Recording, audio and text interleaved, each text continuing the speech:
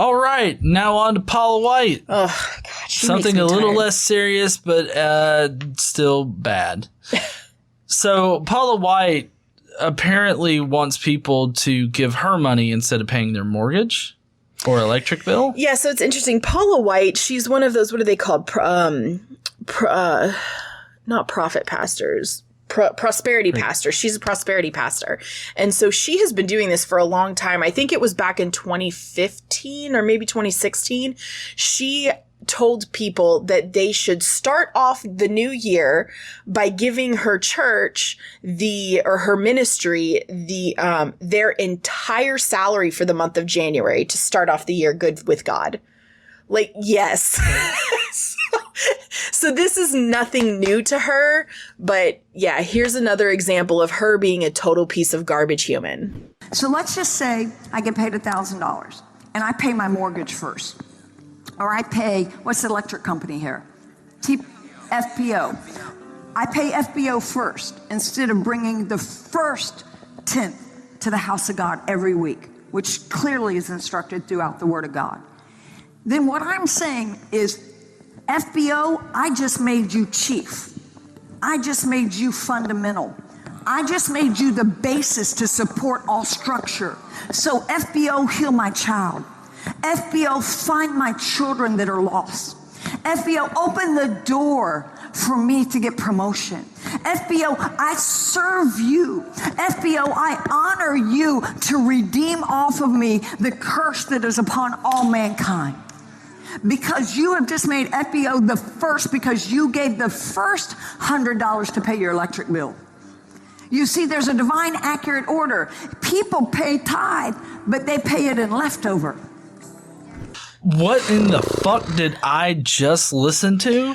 Well, so I'm sorry. Maybe the electric bill is due on the 1st. I guess.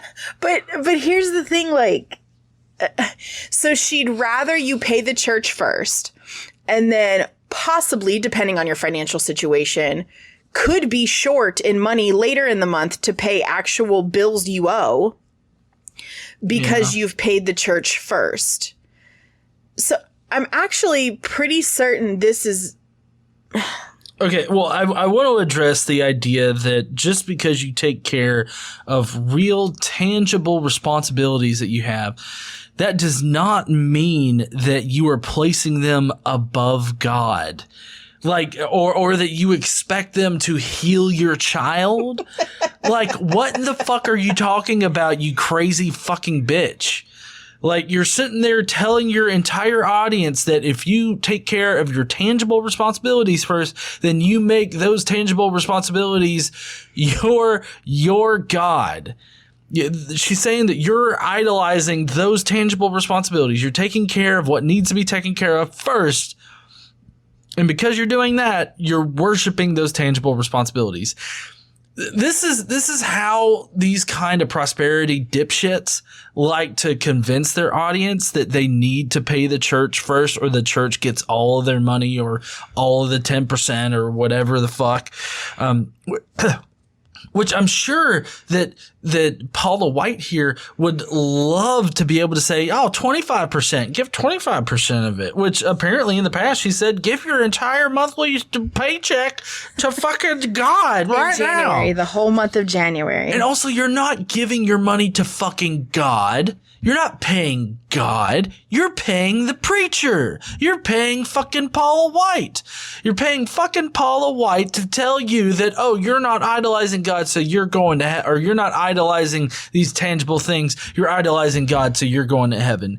I mean, honestly, if you want to pay money to be told, hey, you're not going to go to hell, you're going to heaven, then I've got some of that fucking fart water to sell to you. Well, so here's the other thing. It depends on the specific thing being taught, whether or not this matters. So tithing, it is in the OT is mandatory. You give 10%, whatever, and it talks about it. And then you also have to give some of your crops, and then anything over you give is fine.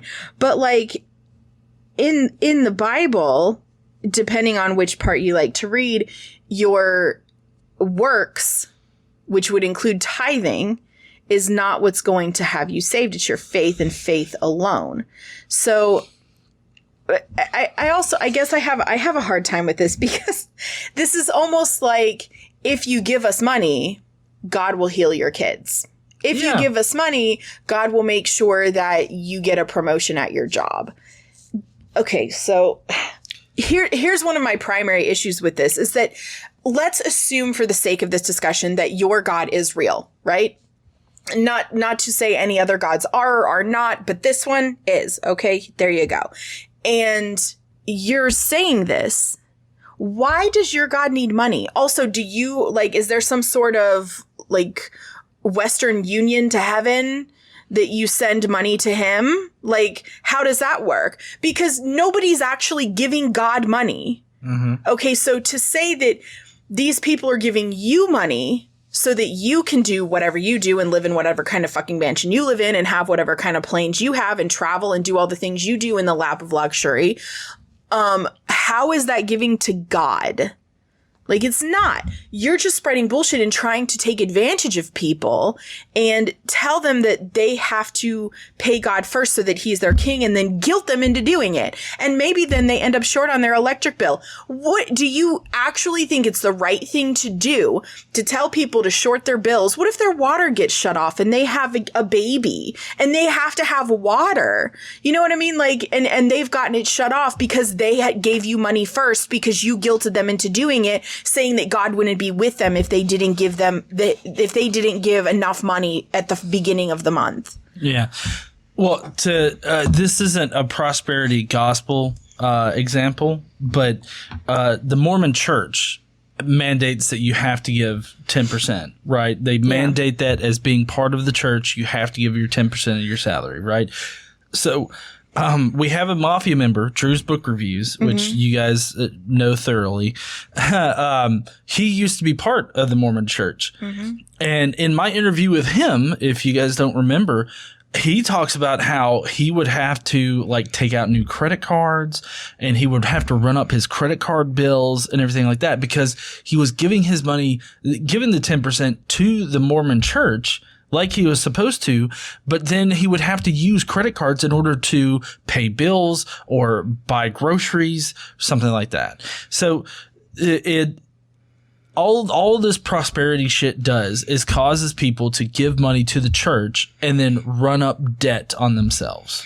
Yeah, and the Bible, here's the hard part to swallow, is the Bible in some cases supports this. Do you want to hear from Mark?